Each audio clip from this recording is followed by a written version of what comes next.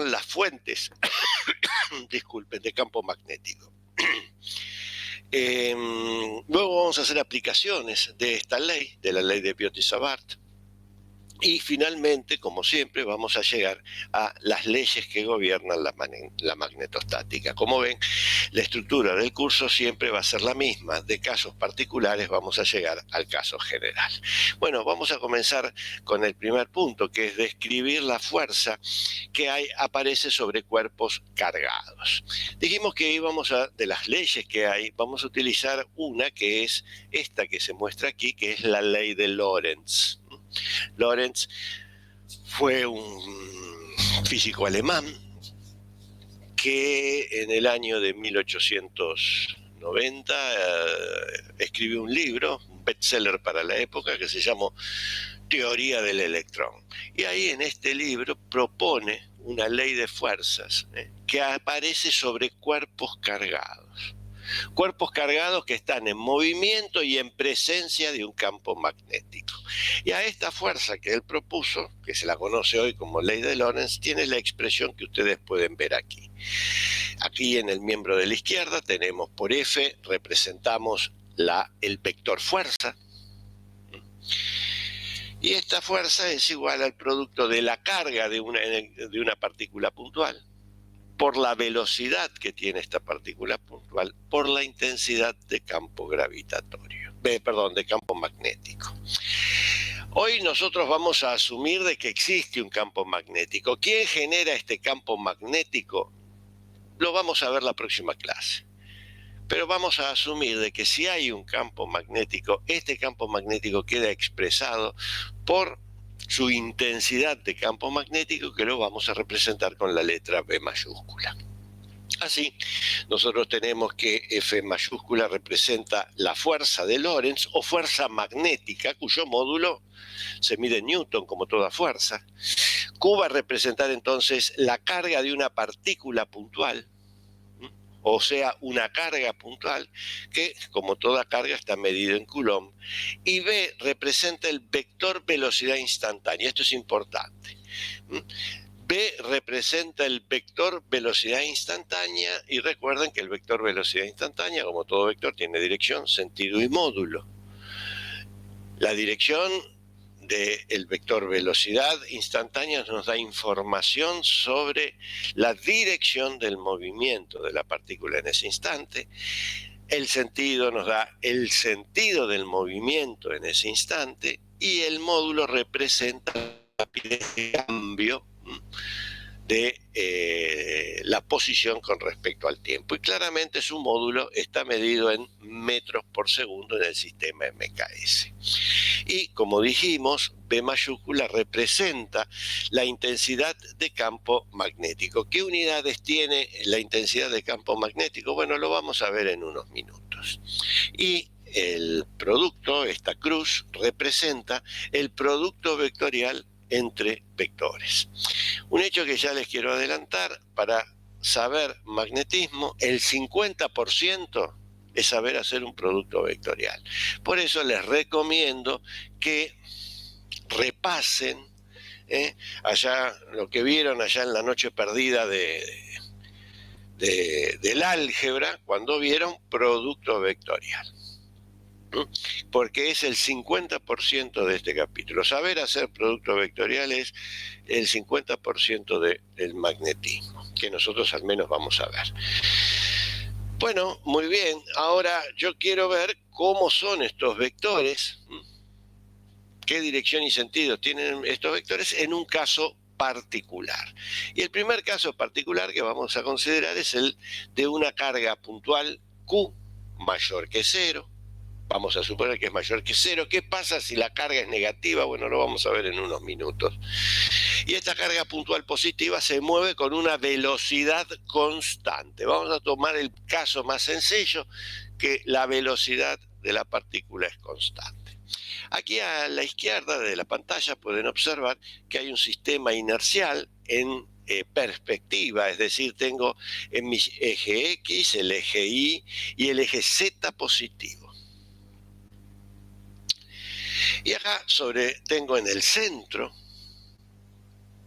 de mi sistema inercial tengo la carga puntual positiva. En ese instante, en el instante en que la carga está en el origen del sistema inercial, tiene una velocidad v, velocidad instantánea v, que está a lo largo del eje X positivo, y está en presencia de un campo magnético. ¿Quién genera este campo magnético? Como les dije, lo vamos a ver la clase que viene, pero hay un campo magnético que está representado por una intensidad de campo magnético que tiene como dirección el eje Z, y el sentido es hacia las Z negativas. Bueno, estos dos vectores, V, velocidad instantánea y campo magnético, claramente el vector velocidad instantánea tiene solamente componente X a lo largo del eje X positivo, por eso que es V versor Y, mientras que el campo magnético es menos V, el menos, recuerden, es porque tiene componente negativa a lo largo del eje Z.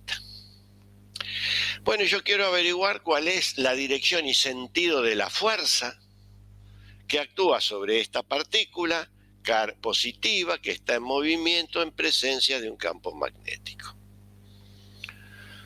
Bueno, para eso voy a aplicar la ley de Lorentz y entonces encuentro que la fuerza como vector es igual al producto de la carga, y lo que está aquí entre corchetes es el producto vectorial de el vector velocidad instantánea y el vector intensidad de campo magnético. Claramente, por propiedades del producto vectorial, los escalares V y menos V mayúscula pueden salir fuera del corchete, quedando entonces que la fuerza es menos el producto de la carga por el módulo de la velocidad, por el módulo del campo de la intensidad de campo magnético, y todo se reduce a ser el producto vectorial entre los versores I y K. Bueno, con el producto vectorial, si ustedes consultan incluso los libros que yo les di, el problema del producto vectorial yace cuando uno tiene que encontrar el sentido que va a tener el vector resultado del producto vectorial. Esto es debido, y habrán visto ustedes que hay distintas reglas.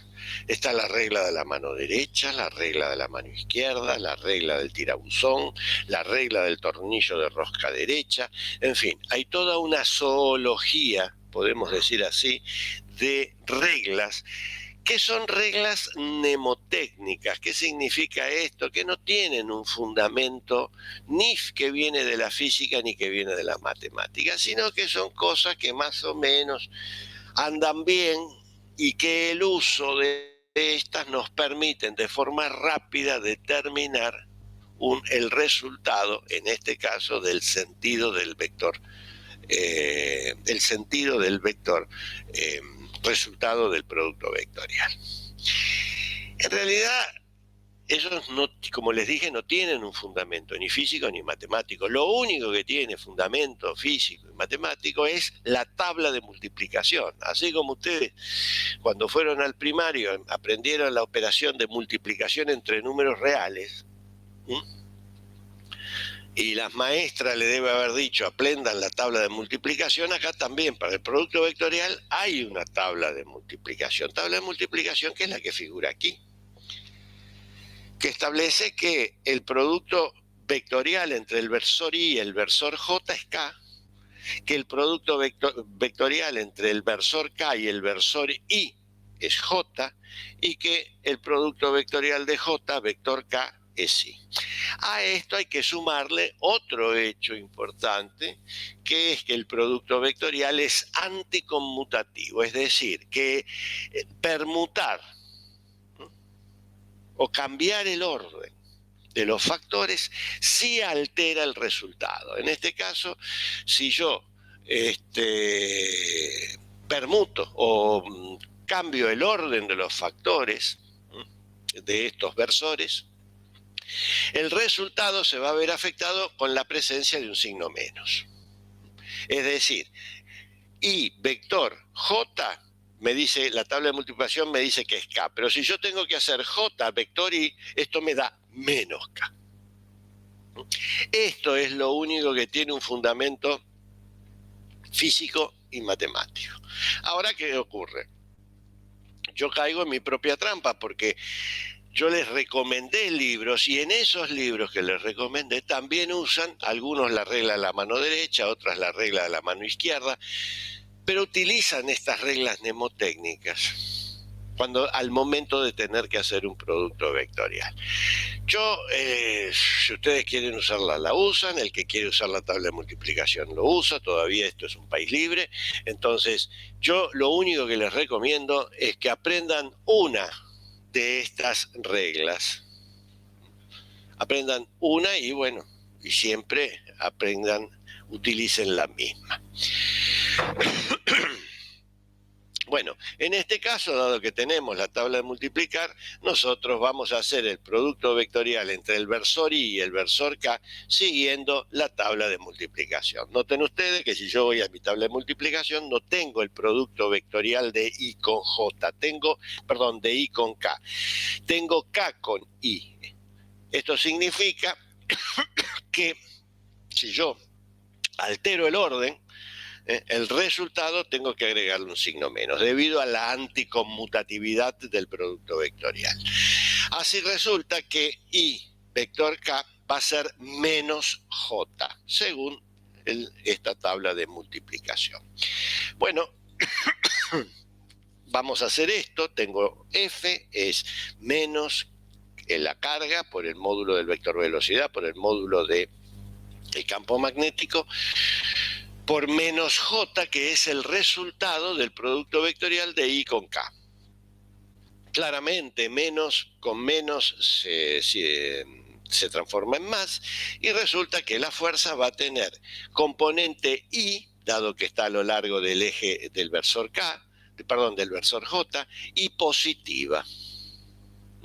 De ahí es que resulta, permítanme volver a la pantalla anterior, que F tiene componentes I a lo largo del eje Y positivo. Bueno, ¿cuál es el módulo de este vector? Porque ya conocemos la dirección y sentido, falta el módulo. El módulo del vector es simplemente elevar al cuadrado y extraer la raíz cuadrada a estos números, lo cual nos da que es Q por B por B. Noten ustedes que nosotros dijimos que, bueno, la carga se sabe, no cambia con el tiempo. El campo magnético tampoco dijimos que cambiaba con el tiempo. Y dijimos que el módulo del vector velocidad era constante en el tiempo. Por lo tanto, noten ustedes que esta fuerza es constante en el tiempo. Pero guarda, el módulo es constante en el tiempo, no el vector fuerza, porque el vector tiene dirección y tiene sentido. Nosotros, de las tres características, dirección, sentido y módulo, solamente solamente decimos que el módulo es constante en el tiempo. Y este módulo de vector de fuerza nos va a permitir introducir la noción de nos va a permitir averiguar cuál es la unidad en que se mide el campo, la intensidad de campo magnético. Y para lograr esto vamos a hacer un análisis dimensional. Noten ustedes que en esta última igualdad, en el miembro de la izquierda tenemos el módulo de la fuerza, que ya dijimos se mide en Newton. Luego tenemos en el miembro de la derecha el producto de la carga, que se mide en Coulomb, el producto por el módulo de la velocidad, que como dijimos se mide en metros por segundo, por B, que no conocemos sus unidades. Pero despejando de aquí las unidades, observamos que el módulo del campo magnético tiene unidades de Newton dividido Coulomb dividido metro por segundo. A esta unidad, Newton dividido metro dividido Coulomb dividido metro por segundo, lo vamos a designar con la letra T mayúscula y lo vamos a llamar Tesla. en honor a Nikola Tesla, el físico húngaro, que es un personaje, por así decirlo, controvertido de la primera mitad del siglo XX. Son muchas las patentes que tiene Tesla, y hay muchas de las cosas que ha hecho Tesla. Pero con ellas tengan cuidado, porque no todo lo que Tesla hizo se pudo reproducir.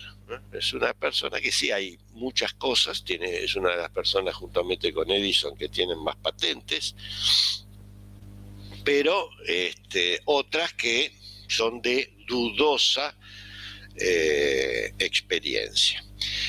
Bueno, nosotros vamos a continuar y vamos entonces ahora a ver lo siguiente. Recuerden que nosotros cuando estudiamos la fuerza, la interacción entre cuerpos cargados en electrostática, dijimos que en esa situación la fuerza electrostática era entre cuerpos cargados. Si uno de los cuerpos estaba descargado, es decir, su carga era cero, la fuerza es cero. Eso nosotros lo establecimos ya cuando se introdujo la ley de Coulomb. Bueno, vamos a ver cuándo la fuerza de Lorentz, es decir, la fuerza magnética, es cero. Bueno, la fuerza magnética va a ser cero cuando Q es cero, es decir, si yo tengo un cuerpo descargado, por más que esté en movimiento y en presencia de un campo magnético, no va a sentir fuerza magnética, debido a que el cuerpo está descargado. Lo mismo ocurre si su velocidad instantánea es cero. O guarda, que un cuerpo tenga velocidad instantánea cero no quiere decir que esté en reposo. Recuerden siempre el hecho de que si yo lanzo un cuerpo verticalmente hacia arriba, hay un punto en la altura máxima en donde la velocidad instantánea es cero, pero el cuerpo no está en reposo.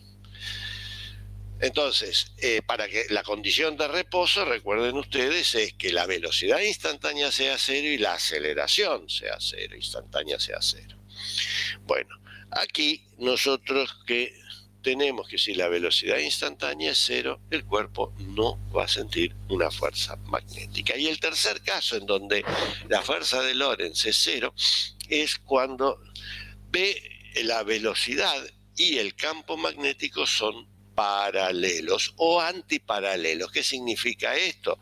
Bueno, en el primer caso, cuando ambos vectores tienen la misma dirección y sentido, y en el segundo caso es cuando los vectores tienen igual dirección pero sentidos opuestos.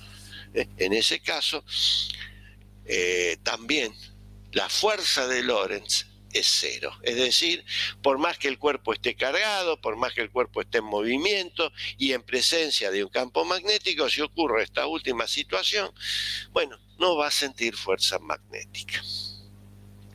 Finalmente,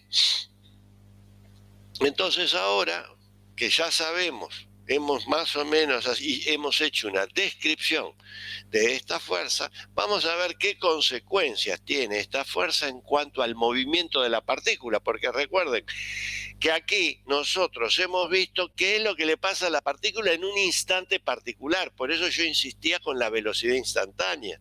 En el instante en que la partícula está en el origen, aparece esta fuerza magnética que tiene dirección a lo largo del eje hipositivo. Ahora, la partícula está en movimiento, en un instante posterior su posición es otra, y bueno, ¿cómo va a ser el movimiento de esta partícula? Bueno, lo primero que tenemos que ver, y surge de la propia definición, es que F siempre es, que la fuerza siempre es perpendicular a la velocidad y al campo magnético. Para ver esto, volvamos a esta pantalla y entonces vamos a notar lo siguiente, que la fuerza es el resultado de un producto vectorial entre los dos vectores que se observan ahí. Recuerden ustedes que el vector resultado, como todo vector, tiene que tener dirección, sentido, módulo, bueno. La dirección del vector fuerza, vector resultado del producto vectorial entre vectores, siempre es perpendicular, en todo producto vectorial, no solamente en la ley de Lorentz, el vector resultado, la dirección del vector resultado siempre es perpendicular al plano que contiene los vectores producto. En este caso, la fuerza siempre va a ser perpendicular al plano que contiene la velocidad y el campo magnético. Recuerden que dos vectores en el espacio determinan un plano. Bueno, la fuerza, la dirección del vector fuerza siempre es perpendicular a ese plano. Esto es por definición propia del producto vectorial. Ahora, ¿qué consecuencias trae esto? Y bueno, vamos a ver que trae dos consecuencias. La primera consecuencia es la siguiente, que como la fuerza es perpendicular al vector velocidad, esta fuerza no cambia el módulo del vector velocidad. Sí va a cambiar la dirección, pero no va a cambiar el módulo. Es decir, que el vector velocidad va a conservar su módulo. Si conserva su módulo, quiere decir que el módulo del vector velocidad es constante en el tiempo. Pero cambia la dirección del vector velocidad. ¿Por qué decimos que cambia la dirección? Y porque algo tiene que cambiar, debido a que si hay una fuerza, tiene que haber una aceleración. Y si hay una aceleración, hay un cambio del vector velocidad. Dijimos ya que su módulo no puede cambiar, entonces debe cambiar su módulo. Su módulo no debe cambiar, por lo tanto debe cambiar su dirección. Y entonces uno se pregunta, esto si empieza a hacer memoria, uno encuentra que cuando estudió en física 1 había un tipo de movimiento en donde el módulo del vector velocidad era constante en el tiempo y la fuerza solamente cambiaba la dirección. Ese movimiento era el movimiento circular. Es lo que está representado aquí en la figura de la izquierda. Pero antes de describir esta figura que se encuentra aquí a la izquierda de la pantalla, vamos a introducir una notación. Noten ustedes que aquí en esta figura tengo el sistema inercial X, Y el eje Z positivo que apunta para ustedes como lo vinimos haciendo hasta ahora. Permítanme volver a esta pantalla. Acá, cuando lo teníamos en perspectiva, teníamos esta situación. Pero ahora tenemos esta situación con el vector, con el eje Z positivo apuntando hacia ustedes. ¿Qué ocurre? Yo había puesto a lo largo del eje Z, había elegido a lo largo del eje Z el vector intensidad de campo. ¿Cómo yo ahora puedo dibujar en el plano un vector que tiene componente Z? Evidentemente no lo puedo dibujar en el aire. Entonces voy a introducir la siguiente notación. Cada vez que ustedes vean un círculo con una cruz, este círculo con una cruz está representando un vector que tiene componente Z negativo.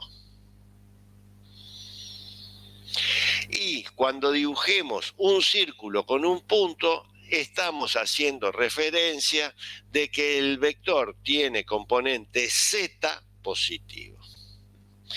Con esta notación volvamos a la figura de la izquierda en la misma pantalla y encontramos aquí que B o a todos, pero se está cortando todo. Tiene componente Z negativo. Lo mismo, permítanme volver ahora a esta pantalla, lo que ocurría aquí. Es decir, en este nuevo sistema inercial he representado lo que tenía antes, con la nueva notación de vectores a lo largo del eje Z. Bueno, macanudos, nosotros nuevamente aquí tenemos en el instante inicial, en el instante sí que puede ser el instante inicial, tenemos aquí en el instante que la partícula está en el origen, tenemos la carga puntual, Q, positiva, y tiene una masa m. Hemos asumido que esta partícula tiene una masa m, esto no tiene ninguna pérdida de generalidad. Como antes, el vector velocidad instantánea está a lo largo del eje X positivo. B, ya dijimos que tiene la intensidad de campo magnético, dijimos que tiene dirección a lo largo del eje Z y sentido hacia las zetas negativas. Y tenemos nuestra fuerza, nuestro vector fuerza de Lorentz o fuerza magnética. La cuestión es que, como dijimos, en un instante posterior, la partícula va a estar en otra posición, pero se va a cumplir de que la fuerza tiene que ser perpendicular a la velocidad y perpendicular al campo magnético. Este tipo de movimiento en donde la fuerza no cambia el módulo de la velocidad, pero sí cambia su dirección, ya se ha visto, lo han visto ustedes en Física 1, y corresponde al movimiento circular uniforme.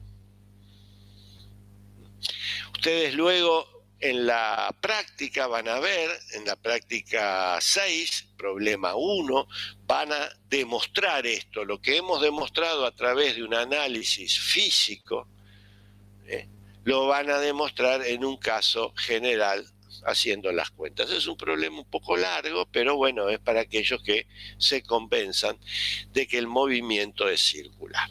Bueno, esto ya es un condicionamiento bastante importante, el hecho de que la fuerza sea perpendicular al vector velocidad, porque implica que el único tipo de movimiento que puede tener una partícula cargada en presencia de un campo magnético es un movimiento circular uniforme. Esto es una característica, o sea que yo ya sé que una partícula cargada en presencia de un campo magnético y que está en movimiento va a describir un círculo. Su trayectoria va a ser un círculo. Esta es una de las consecuencias. ¿Cuál es otra de las consecuencias? Bueno, otra de las consecuencias de que la fuerza es perpendicular a la velocidad es si yo, vamos a ver, si yo quiero calcular el trabajo que hace la fuerza de Lorentz.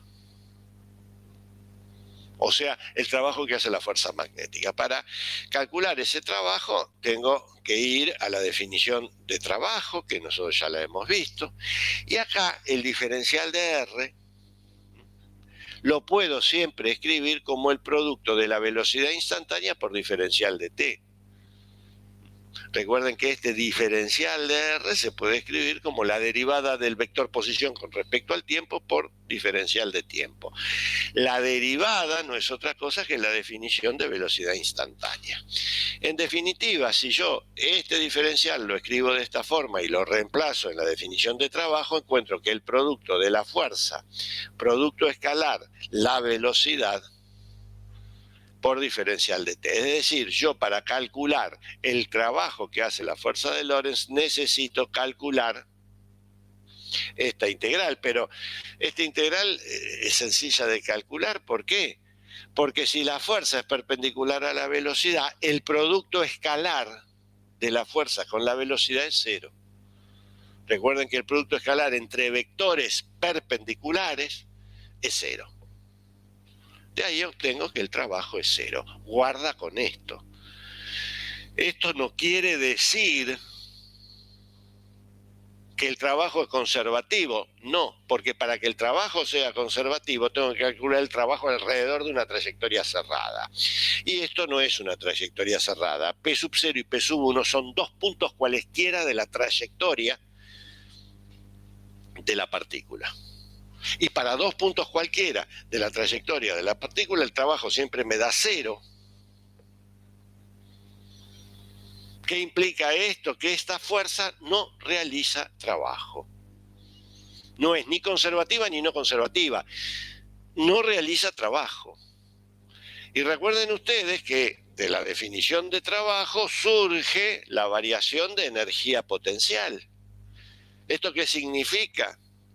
Significa que la variación de energía potencial es cero. Es decir, si la variación de energía potencial es cero, siempre puedo elegir un lugar en donde la energía sea cero. Por lo tanto, la energía es cero. Esto significa que no existe una energía, un potencial magnético escalar. No existe la energía magnética escalar.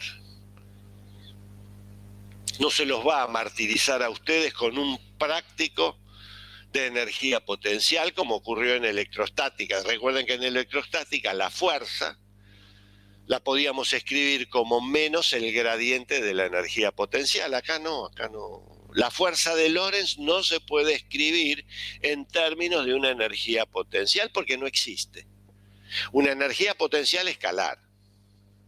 Sí existe una energía, un potencial vectorial, que nosotros no lo vamos a utilizar que nosotros no lo vamos a estudiar en este curso, porque cae fuera del alcance de los contenidos mínimos. Pero existe, sobre todo para la gente de automatización y control, existe un potencial vectorial, pero escalar no hay.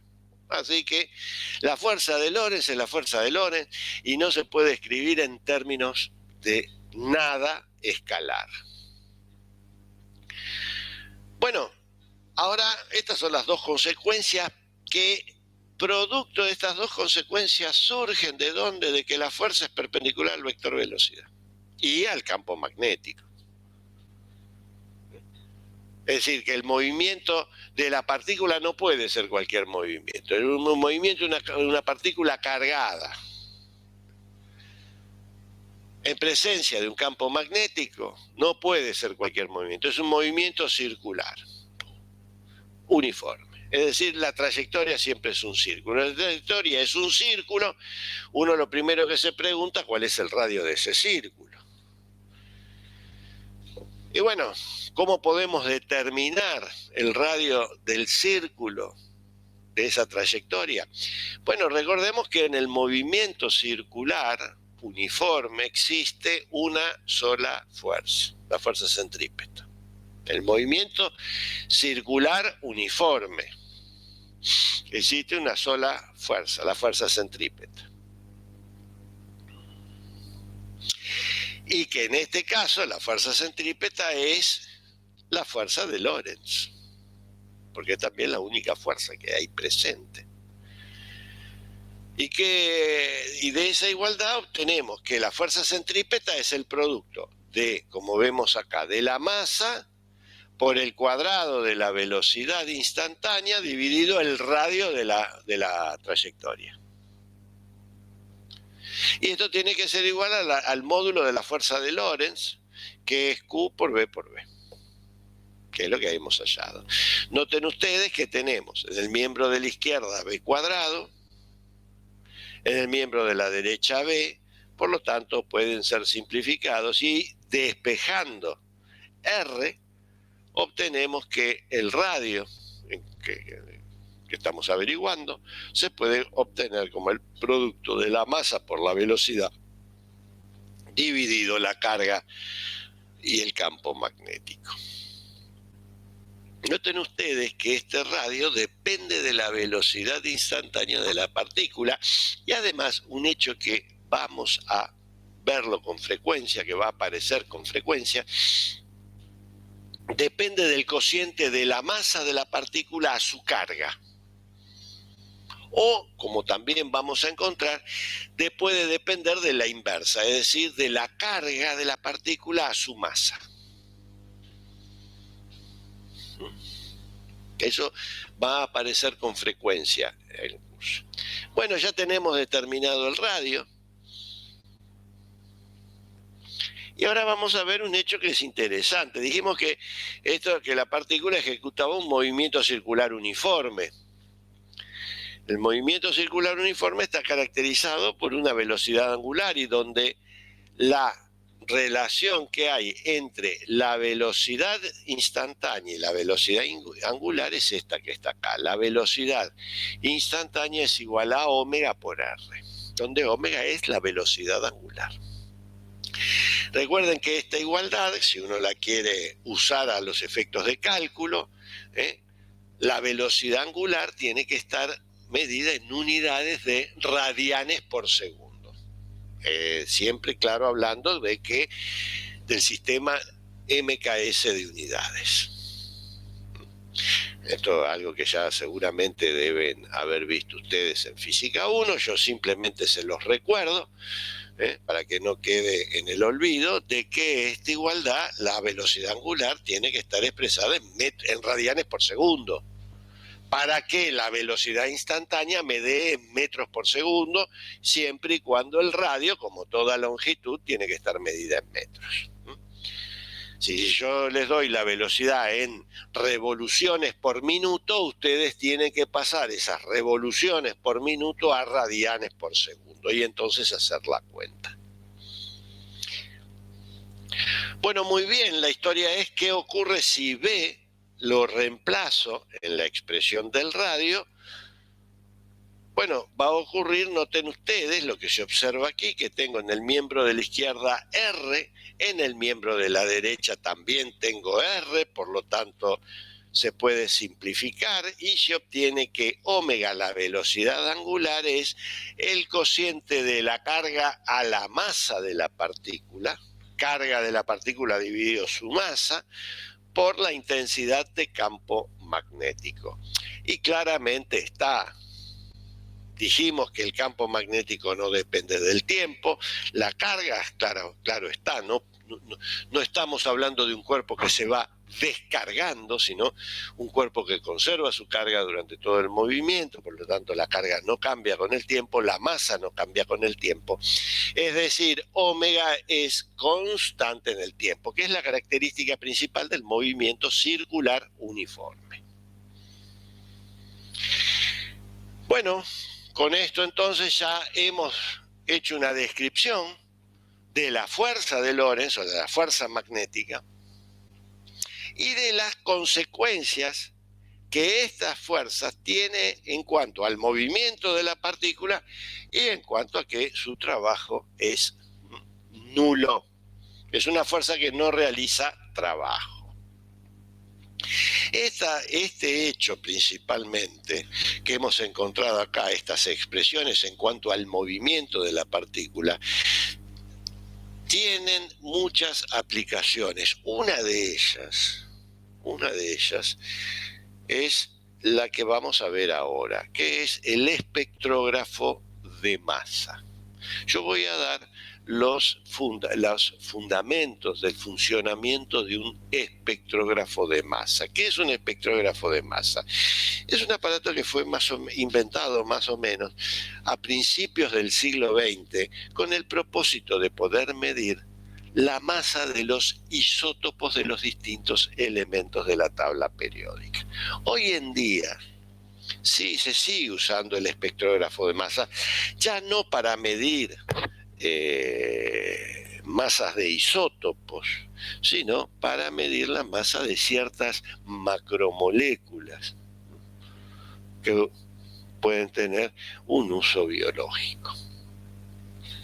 ¿Cómo funciona esto? Bueno, el espectrógrafo de masa consiste en dos semicircunferencias que se pueden observar aquí en la figura A. Una de estas semicircunferencias está de color violeta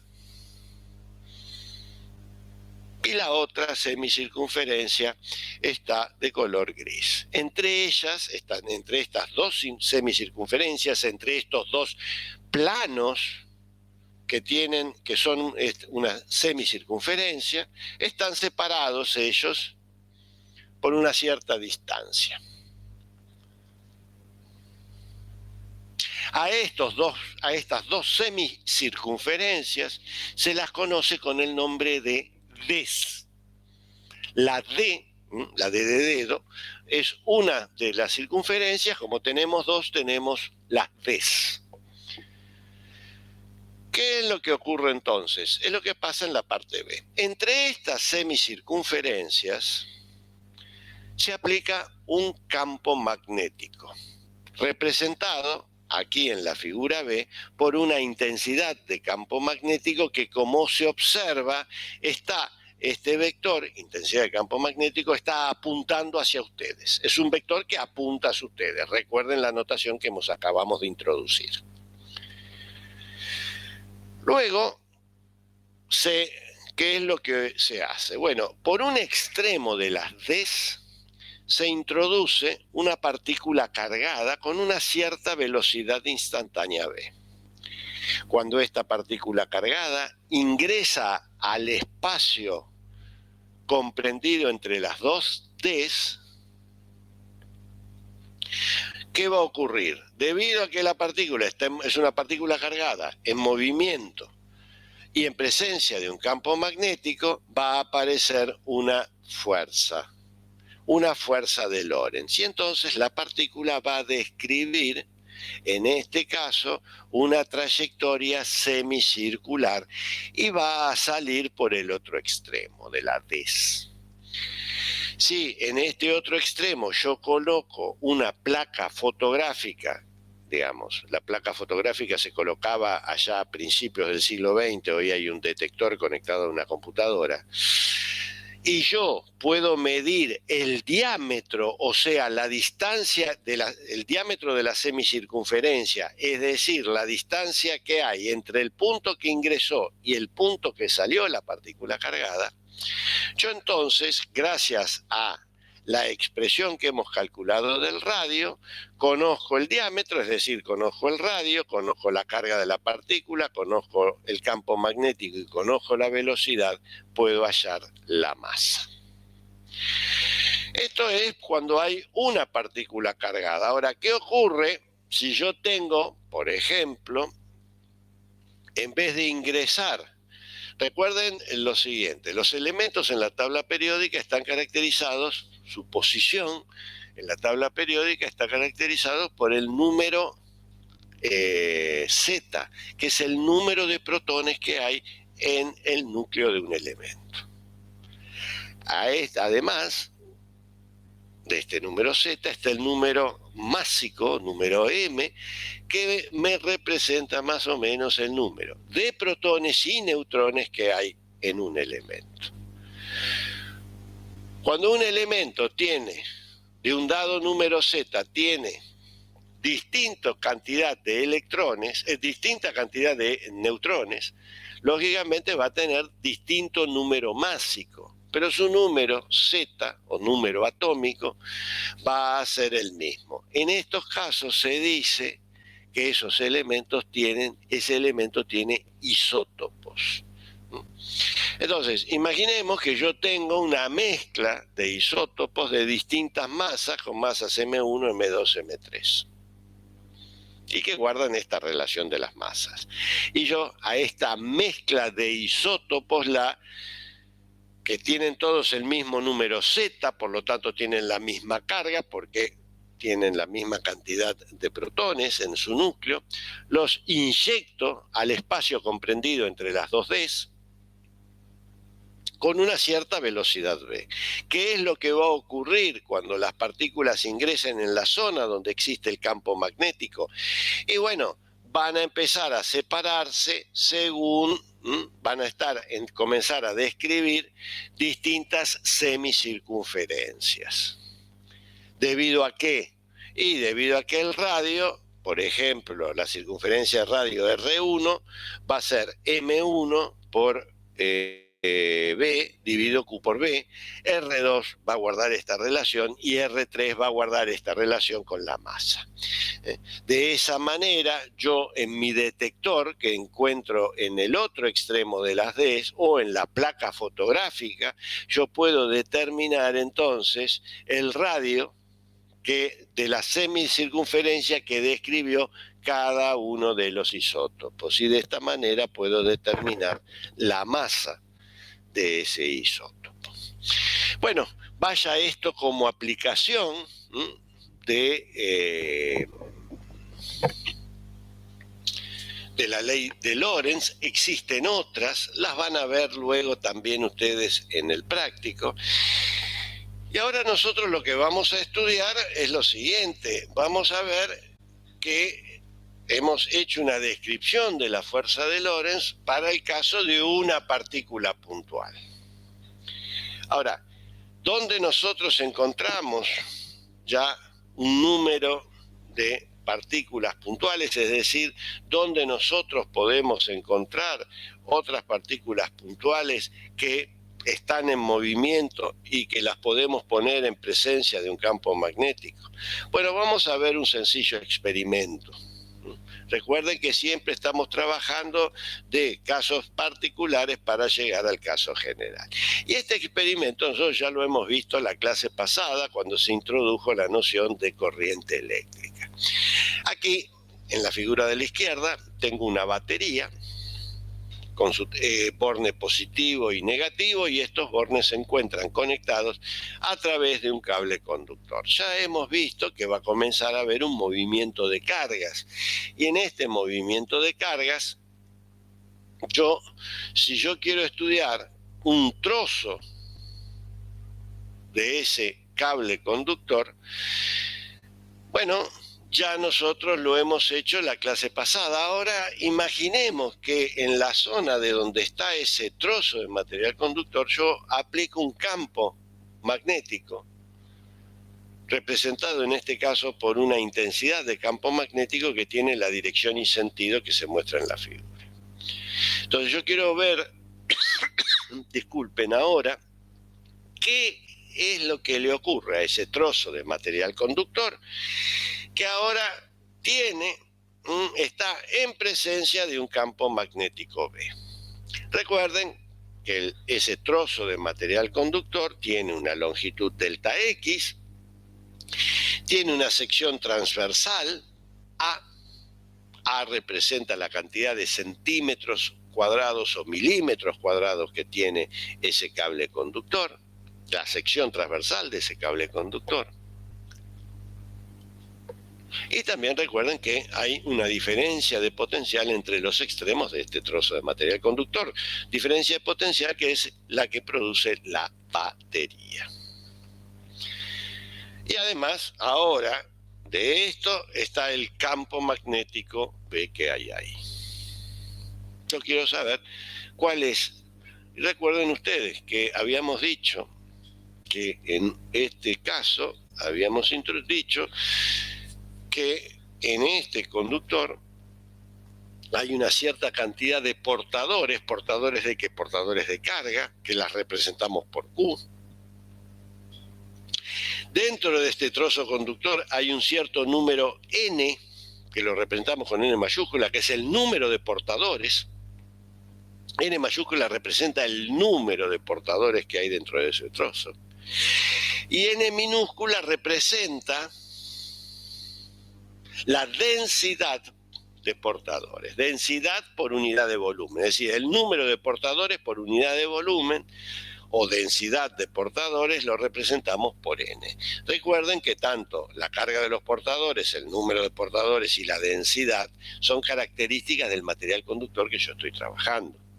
Lo mismo, recuerden ustedes que dentro de este portador, estos portadores están en movimiento con una velocidad que habíamos llamado velocidad de arrastre y que ahora la llamaremos V mayúscula y que es constante. Recuerden que la velocidad de arrastre era constante. Todas estas son características del material conductor con el cual estoy trabajando. Recuerden que la plata tendrá un determinado valor numérico para estas variables, el hierro tiene otro, el cobre tiene otro. Bueno, ¿qué es lo que va a ocurrir ahora a uno de esos portadores? Un portador que lo voy a elegir de manera tal que sea representativo de los N portadores que hay.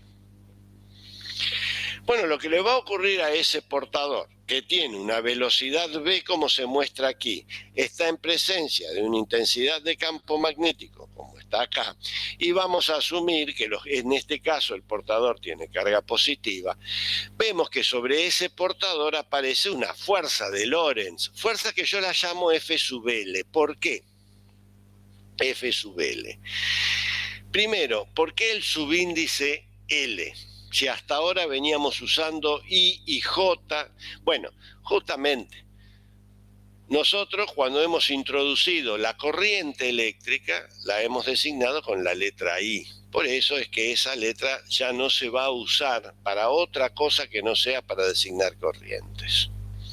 entonces ya no la podemos usar como índice. Lo mismo le pasa a J. Cuando se introduce la densidad de corriente con la letra J minúscula, nosotros ya no podemos usar a J para otras cosas porque esto puede inducir a errores. Entonces vamos a introducir de ahora en adelante un subíndice que es L. Y L puede tomar los valores de 1 hasta n mayúscula. ¿Por qué? Porque recuerden que este es un portador que es representante de los n portadores que hay dentro de ese trozo conductor. Por lo tanto, la fuerza sobre ese portador representativo es F sub L y tiene la expresión que me da la fuerza de Lorentz, el producto de la carga del portador por su velocidad, producto vectorial, la velocidad instantánea, que en este caso como es de módulo constante, y la intensidad de campo magnético. Esta es la fuerza sobre un portador. ¿Cuál sería la fuerza sobre los n portadores que hay ahí adentro? Y bueno, tendría que hacer la suma vectorial de todas las fuerzas que actúan sobre todos los portadores. Esto me daría esta resultante. ¿Y cómo puedo hallar esta resultante? Haciendo esta suma vectorial. Pero, ¿qué ocurre? Recuerden ustedes, volvamos a la pantalla anterior, recuerden ustedes que nosotros habíamos dicho, cuando hicimos este estudio, que todos los portadores tenían la misma velocidad. Por lo tanto, la velocidad es única, por eso es que no tiene subíndice L. Es claro, además, que todos los portadores sienten el mismo campo magnético. Por eso es que el campo magnético en la ley de Lorentz no tiene subíndice L, porque es el mismo para todos. Y lo mismo ocurre con la carga. No tiene subíndice L, porque todos los portadores tienen la misma carga. Es así que todas las fuerzas que aparecen sobre todos los portadores tienen siempre la misma componente, en este caso la componente I. Por lo tanto, para hacer esta suma vectorial, en realidad tengo que hacer una suma escalar, porque yo ya sé que si todos los sumandos tienen componente I, la única componente de la resultante va a ser I, las demás van a ser 0. De ahí es que esta suma, que es vectorial, la puedo transformar en una suma escalar y entonces encuentro que la fuerza resultante, la única componente que va a tener la fuerza resultante, que es a lo largo del eje Y, la puedo escribir como Q por N por B por B. ¿Por qué?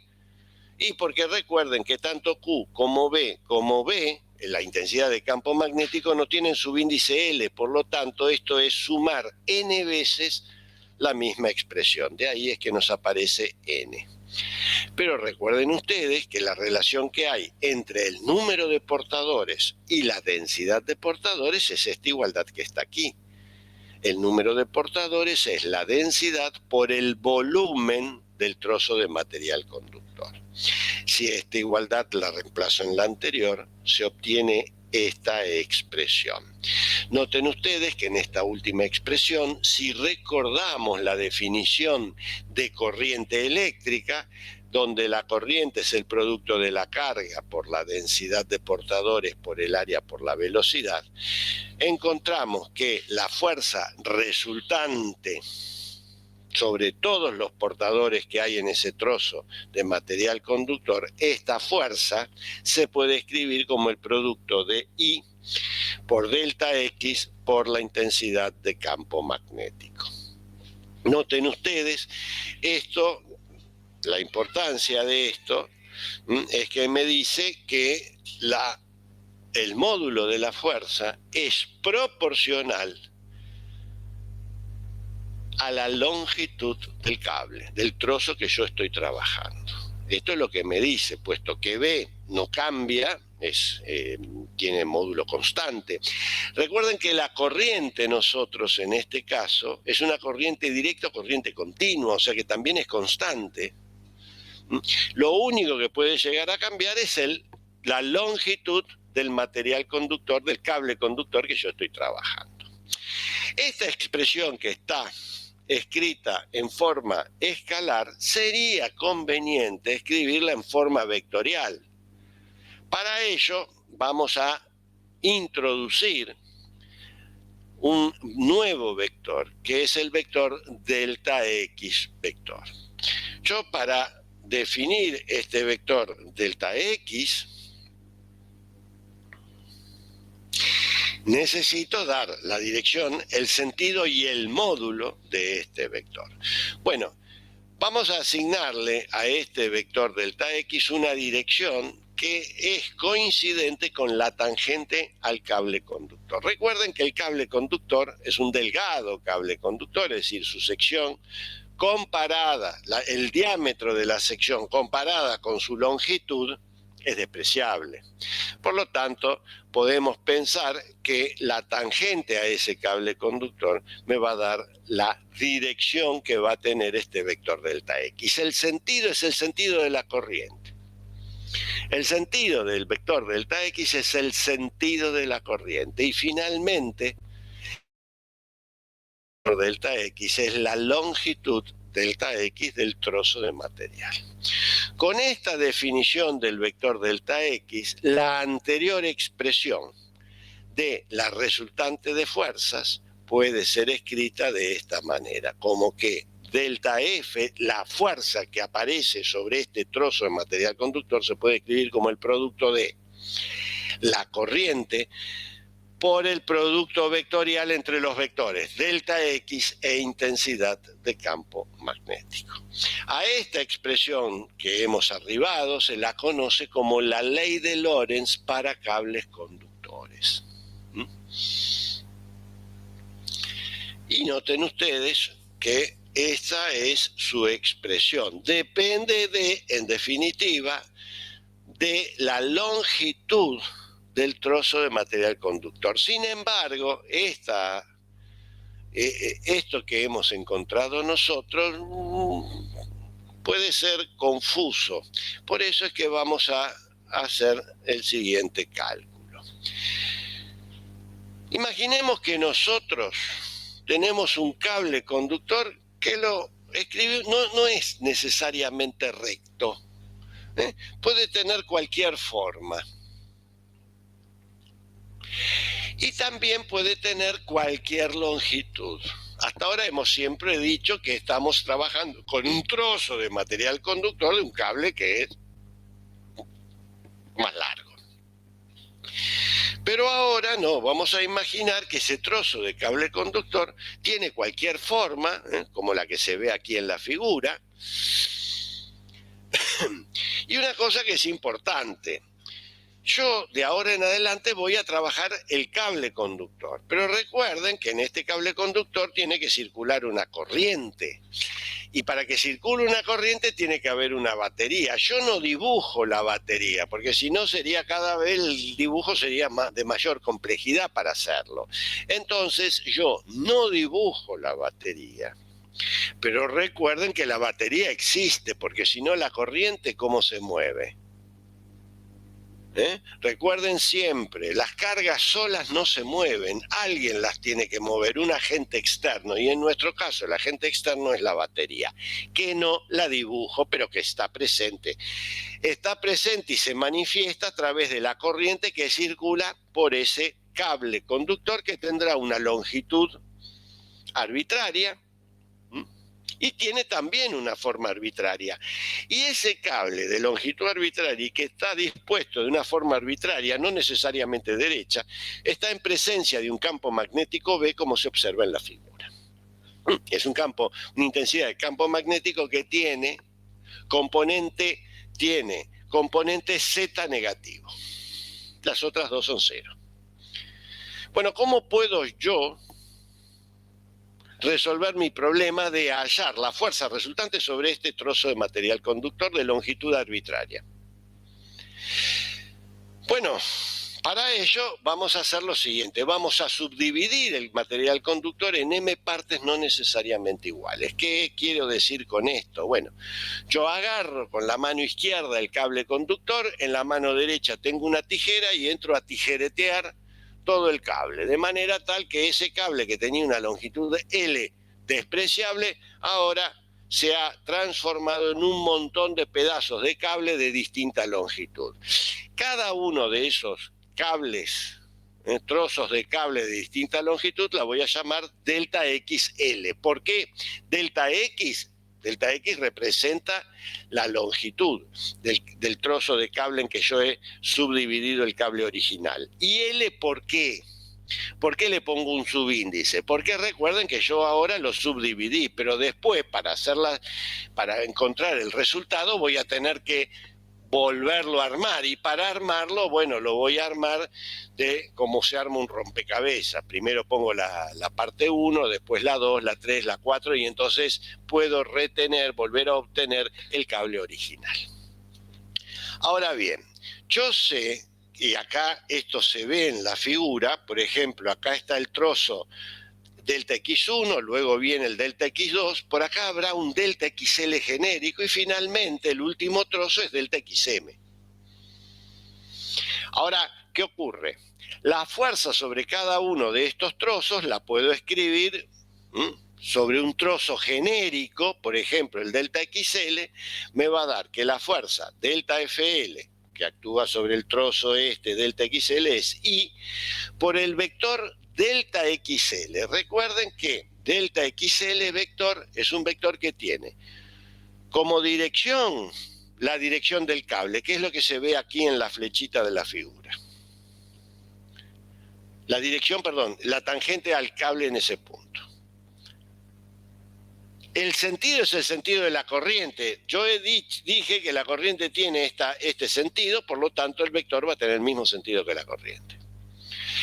Y su módulo está dado por delta XL, que es la longitud de la flechita. Y noten ustedes que producto vectorial B no tiene subíndice L. ¿Por qué? No tiene subíndice L porque todos sienten el mismo campo magnético. Lo mismo ocurre con la corriente. La corriente es única que pasa por todo el cable. Por eso es que todos tienen el mismo sentido. No solamente tienen la misma corriente, sino que todos tienen el mismo sentido. Bueno, esta es la fuerza que aparece sobre este elemento genérico delta XL. Ahora, ¿cómo es la resultante sobre todo el cable? Y bueno, tengo que hacer la suma vectorial de esto. Para hacer esta suma vectorial debo hacer esta suma de productos vectoriales. Recuerden que el producto vectorial, por eso yo les dije al principio del curso, repasen producto vectorial para entender magnetismo. El producto vectorial es distributivo con respecto a la suma. Por lo tanto, para realizar esta suma vectorial la puedo realizar de la siguiente manera. R es igual a I, y noten ustedes que la suma solamente la hago sobre todos los delta XL. Pero ¿qué ocurre? ¿Cuánto vale la suma de los delta XL? Es como sumar todos estos vectores, que si uno los suma a través de la poligonal, de la regla de la poligonal, encuentra que esta suma es un vector que va desde el extremo del primer vector hasta el extremo del último vector. Es decir, aquí está representado por este vector L vector. Noten ustedes que el vector L mayúscula, que se observa ahí, me está dando información sobre la distancia que hay entre los extremos del cable. Esto L representa la distancia que hay entre los extremos del cable. Y noten entonces que la resultante de fuerza se quiere escribir como I por el vector L, vector campo magnético. ¿Qué trae como consecuencia esta expresión que hay acá? La consecuencia que trae esa expresión es que la fuerza no depende de la longitud del cable, sino de la distancia que hay entre los extremos del cable. Por eso yo les decía que lo otro era medio engañoso. La fuerza resultante depende ¿de qué? De la distancia que hay entre los extremos del cable. No depende de la forma, porque no es que acá depende de la forma del cable, sino depende pura y exclusivamente de la distancia que hay entre los extremos del cable. No depende de la forma y no depende de la longitud. Guarda con esto, es difícil de entenderlo, pero a toda la humanidad le costó entender esto, pero es lo que nos dice. Entonces ahora la pregunta que se hace es, ¿qué ocurre si yo uno los extremos del cable? Y claramente L, si uno une los extremos del cable, L va a ser 0. La fuerza resultante es 0. Con esto, guarda. Vamos a ver varias cosas. Primero, recuerden que yo dije que este es un cable de longitud arbitraria. Y un cable de longitud arbitraria ya no es un cuerpo puntual. Vamos a suponer que la longitud del cable no cambia, por lo tanto es un cuerpo rígido, no es un cuerpo deformable. Entonces, cuando yo hablo de resultante de fuerzas, ¿dónde estará esa fuerza aplicada, esa fuerza resultante? Y estará en el centro de masa de ese cable. Recuerden que al tener esta forma extraña, el centro de masa no necesariamente tiene que estar en el cable. Pero ya, guarda, estamos trabajando con cuerpos rígidos, porque vamos a suponer de que los cuerpos no se deforman, si no ya estaríamos complicando demasiado la cosa.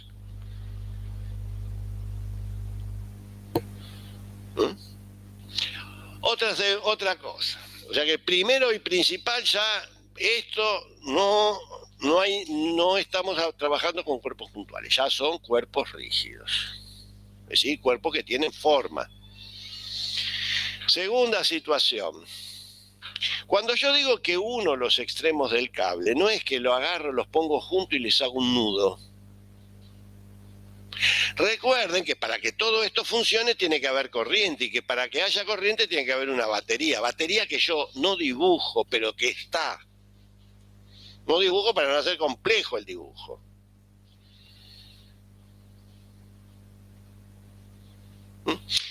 Ahora, ¿qué ocurre entonces cuando yo uno los extremos? Bueno, cuando uno los extremos, yo ya tengo un camino cerrado. A ese camino cerrado se lo llama espira. ¿Qué es una espira? Y es un cable conductor el cual he unido sus extremos. Pero reitero, que se haya unido los extremos no quiere decir que le hice un nudo. ¿Por qué? Porque la batería tiene que estar. Si no, no hay corriente y si no, nada de esto funciona.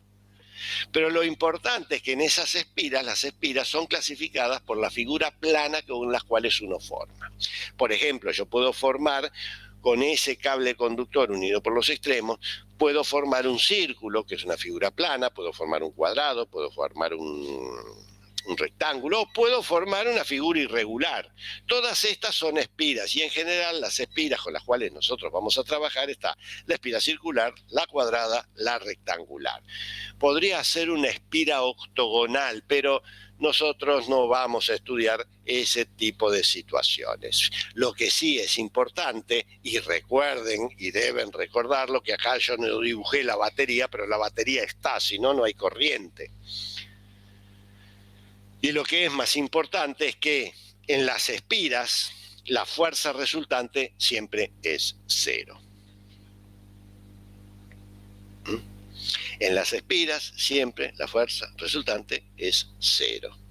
Circular corriente está en presencia de un campo magnético, pero la resultante de fuerzas es 0. ¿Qué significa esto? Y bueno, significa que el cuerpo rígido, la espira, no se va a trasladar debido a que la resultante de fuerzas es 0, pero recuerden que en el caso de los cuerpos rígidos, la traslación no es el único movimiento, el otro movimiento es el movimiento de rotación. Y uno se pregunta, para que exista movimiento de rotación, ¿qué es lo que tiene que ocurrir? Y tiene que haber que los momentos de fuerza que actúan sobre esa espira tienen que ser distintos de 0. Para ello, nosotros vamos a estudiar el siguiente ejemplo. Vamos a considerar una espira rectangular. Acá yo he magnificado el dibujo y como ven he dibujado la pila para que ustedes se den cuenta de que esta espira hay una corriente. En esta espira rectangular que tiene un lado de longitud A y el otro lado es de longitud P. A esta espira rectangular la monto sobre un eje de rotación. ¿Qué significa montar una espira sobre un eje de rotación? Es fijar la espira a un eje de rotación. El sistema eje de rotación más espira está colocado en presencia de un campo magnético que tiene esta dirección y sentido. ¿Qué es lo que va a ocurrir sobre la espira? Bueno, claramente sobre la espira circula corriente y podemos ver que hay cuatro situaciones. El lado 1, marcado acá con el número romano 1, que es el lado que va de 1 a 3, el lado 2, que es el que va de 2 a 4, y el 3 y el 4 que dan el lado 4 y el 2 y el 1 que dan el lado 3. Recuerden que la fuerza sobre el lado 3 y el lado 4 tienen estas expresiones. Estas fuerzas tienen la dirección que está a lo largo del eje de rotación, por lo tanto no van a producir momento de fuerza. Recuerden que para que produzca momento de fuerza la fuerza tiene que tener un punto de aplicación que no esté sobre el eje de rotación. Y en este caso las fuerzas que aparecen sobre los lados 3 y 4 están a lo largo del eje de rotación, por lo tanto no producen momento de fuerza. Las únicas fuerzas que pueden producir momento de fuerza son entonces las que están en el lado 1 y en el lado 2, que es la que se ve aquí. La fuerza que aparece sobre el lado 1 y esta es la fuerza que aparece sobre el lado 2. Y noten ustedes que la fuerza que aparece sobre el lado 1 y la fuerza que aparece sobre el lado 2 son de igual módulo, igual dirección, pero tienen sentidos opuestos. Y entonces estas fuerzas forman un par de fuerzas que producen un momento de fuerza no nulo. Momento de fuerza que puede sumarse y que tiene esta expresión. Noten ustedes lo siguiente, ¿a qué hemos arribado? Hemos arribado a que una espira montada sobre un eje de rotación y sobre esa espira circula una corriente y todo el sistema está en presencia de un campo magnético, la espira empieza a moverse. Es decir, a partir de una batería que me hace un trabajo eléctrico, obtengo un trabajo mecánico. ¿Qué es esto? Esto es el principio de funcionamiento del motor eléctrico. Para esto, la gente se dedicó a estudiar la electricidad y el magnetismo. Por eso yo les decía que todas estas ideas fueron las que dieron lugar a la revolución industrial. Falta algo para cerrar el ciclo, es encontrar la batería. ¿Cómo se produce electricidad? Bueno, ya les adelanto, eso se hizo gracias a la máquina de vapor de Watts, que como les dije, Watts era inglés. Por eso la revolución industrial apareció en Inglaterra. Por eso, estas ideas cambiaron hasta la forma en que la Tierra era conocida en ese momento. ¿Por qué? Porque ahora para que la máquina de vapor de Watts funcione se necesitaba de agua. Y donde había agua, ¿qué había? Y siempre había alguna ciudad, había asentamiento de la gente. La gente en esa época se asentaba donde había reservas de agua, donde había un lago, donde había un río. Y por eso la máquina de vapor necesitaba agua, y por eso siempre esas máquinas de vapor se colocaban en las afueras de las ciudades. Y claramente se empezó a darse cuenta que con esto ya no se necesitaba animales para mover las cosas, no se necesitaba esclavos. ¿Por qué? Porque el motor hacía todo, la máquina de vapor generaba electricidad, el motor eléctrico ponía en funcionamiento las cosas. Entonces estaba cerrado todo el ciclo. Pero no tuvieron presente que con esto empezó a existir una nueva clase social, la clase obrera. Por eso es que estas ideas fueron determinantes en su momento y aún hoy. Incluso se empezó a hablar de una nueva economía, en fin, pero esto ya sería tema para un sociólogo. Para nosotros lo importante, y ya para finalizar la clase, es decirle que hemos introducido la fuerza de Lorentz, pero esta fuerza de Lorentz esconde algo que uno no tenía, y des en cuenta que yo no he nombrado. Y es que la fuerza de Lorentz no cumple con las leyes de Newton. Esta es la primer ejemplo, y para muchos va a ser el único ejemplo, de una fuerza que no cumple con las leyes de Newton. La clase que viene vamos a ver que ya esta fuerza de Lorentz no cumple con el principio de acción y reacción. Y me estoy adelantando quizás mucho, pero tampoco cumple con que esta fuerza tiene que ser igual al producto de la masa por la derivada de la velocidad con respecto al tiempo. No cumple con la segunda ley. Como ven, el magnetismo ha introducido nuevos conceptos. Nosotros, la clase de hoy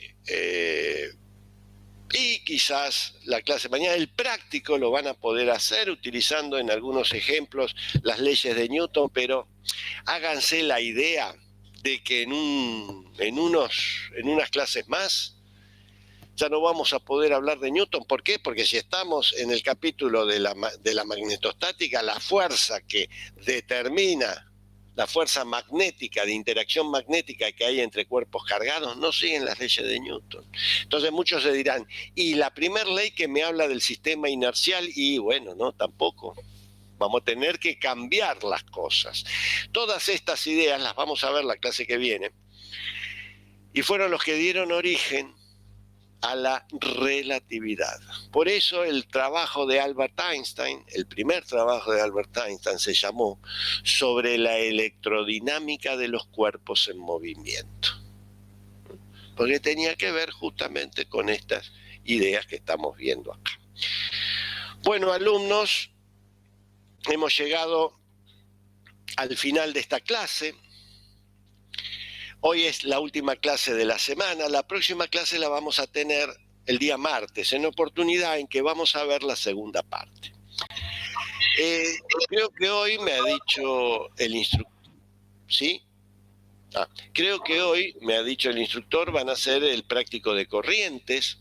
Recuerden ustedes que el práctico de corrientes con el práctico 5, el práctico 5, el práctico 6, 7 y 8, finalizado el práctico 8, va a venir el segundo examen parcial.